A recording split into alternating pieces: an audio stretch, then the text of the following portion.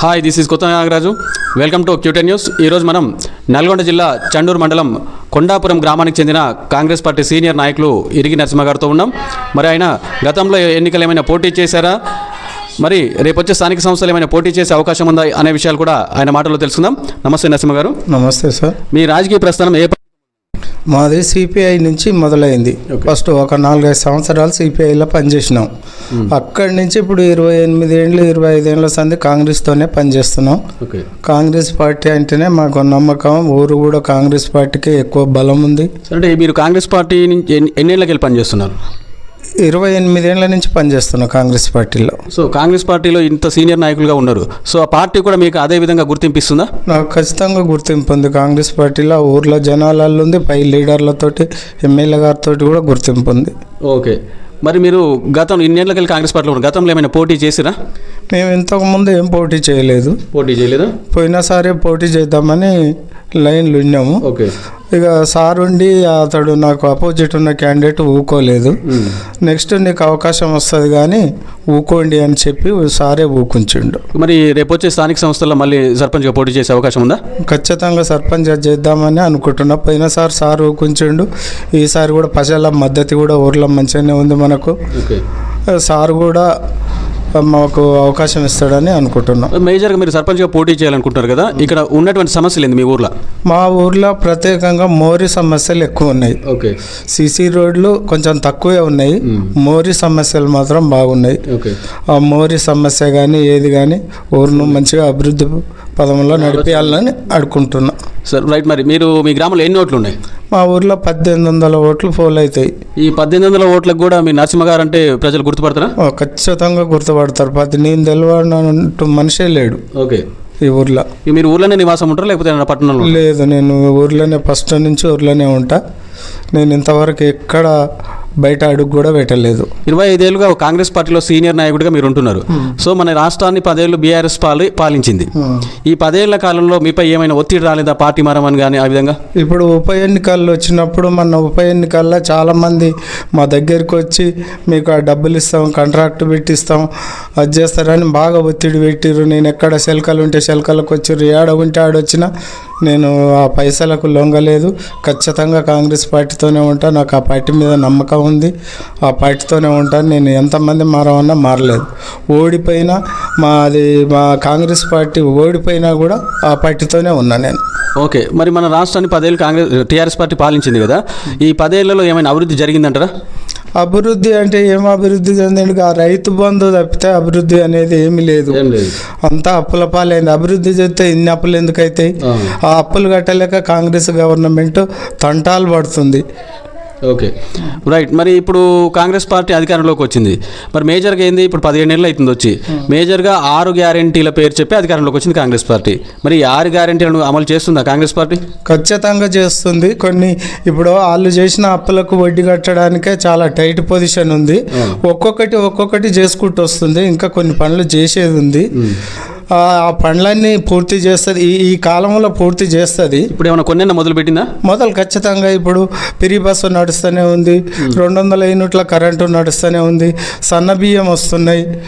రెండోది కొంచెం అందరికి మాపి కాకుండా తక్కువ లోన్ ఉన్న వాళ్ళకి మాపి అయింది. 2 లక్షల లోపు అయిందా? 2 లక్షల లోపు రైతు బంధు మాపి అయింది. రుణమాఫీ రైతు బంధు కూడా 3 ఎకరాల వరకు పడ్డాయి. మిగతాయి కూడా వేస్తాము. ఇప్పుడు లోటు బడ్జెట్లు ఉంది కాబట్టి కొన్ని ఒక్కొక్క మెట్టి ఎక్కుకుంటా పోతుంది. ఇప్పుడు 6 గ్యారెంటీలు లేనటువంటి సన్న బియ్యం పథకం కూడా రేవంత్ రెడ్డి గారు తీసుకొచ్చారు కదా. సో ఇది ప్రజల్లో ఏమనుకుంటున్నారు? కాంగ్రెస్ పార్టీకి ఇది మేలు జరిగేదేనా? ఖచ్చితంగా. ఇదివరకు ఆ దొడ్డు బియ్యం ఇస్తే ఎవడో ఆటోల మీద వచ్చి కొనుక్కొని పోయేది 14 రూపాయలకు 15 రూపాయలకు.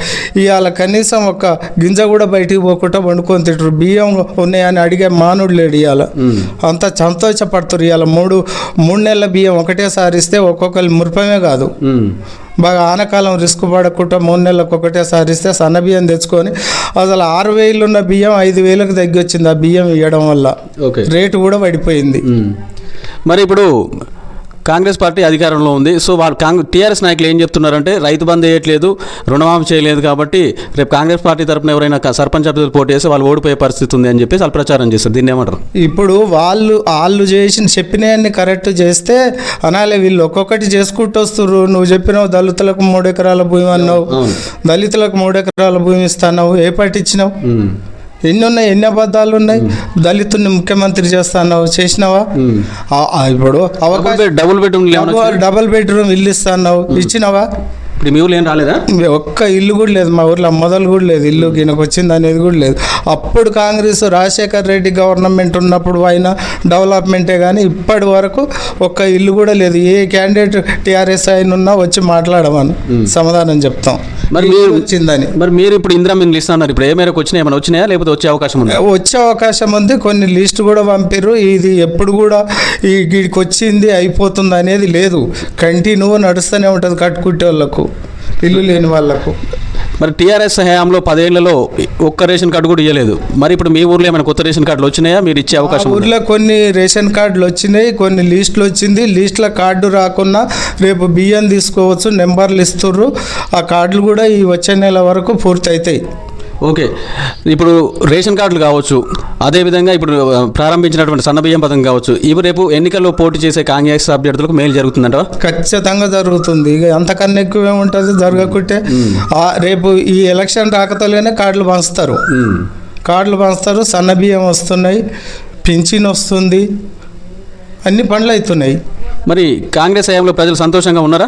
ఖచ్చితంగా సంతోషంగా ఉన్నారు. కాకుంటే బాధపడేది ఎవరంటే 2 లక్షలకు పైన ఉన్నోళ్ళు మాఫీ కాలేదని అదొకటి ఉంది, అదొక బాధ ఉంది. 4 ఎకరాల వరకే పడతలేవంటే నెలకిన్ని కేటాయిస్తున్నాం, వేస్తామని చెప్తుర్రు.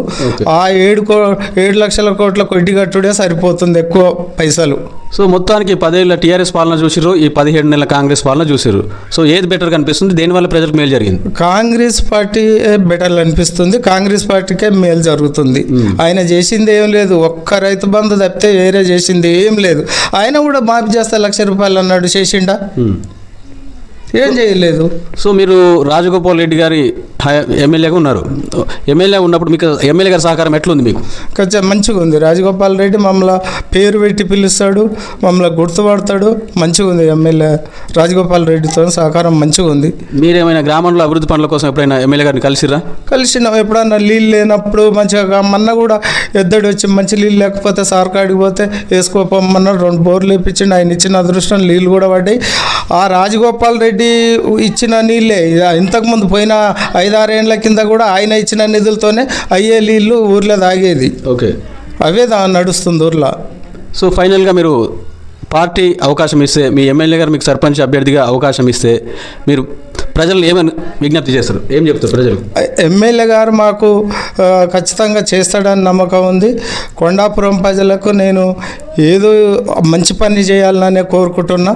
నాకు అందరూ ఓట్లేసి గెలిపించాలని ప్రజల మద్దతు నమ్మిస్తుందంటారు? ఖచ్చితంగా నవ్విస్తుంది. ఓకే, ప్రజల మద్దతు, నేను గత 25 ఏళ్ళుగా కాంగ్రెస్ పార్టీలో కొనసాగుతున్నాను, ప్రజల మద్దతు కూడా నాకుంది. మీ ఇక్కడ ఉన్నటువంటి సమస్యలు ఏమైనా ఉంటే ఎమ్మెల్యే గారి దృష్టికి పోతాం, ఆ సమస్యలను కూడా పరిష్కరిస్తాం. ఇటీవల నీటి సమస్యను కూడా ఎమ్మెల్యే గారి సహకారంతో పరిష్కరించడం జరిగింది. సో నేను ఖచ్చితంగా పోటీ చేస్తాను, సర్పంచ్గా గెలుస్తాను, గెలిచి ఈ యొక్క గ్రామాన్ని అభివృద్ధి పథంలో నడిపిస్తానని చెప్పేసి నరసింహ గారు అంటున్నారు. ఖచ్చితంగా సార్, మీరు ఈ గ్రామంలో మీకు సర్పంచ్ టికెట్ రావాలని చెప్పేసి ప్రజలు మిమ్మల్ని గెలిపించాలని Q10 న్యూస్ మనస్ఫూర్తిగా కోరుకుంటుంది. ధన్యవాదాలు. నమస్తే.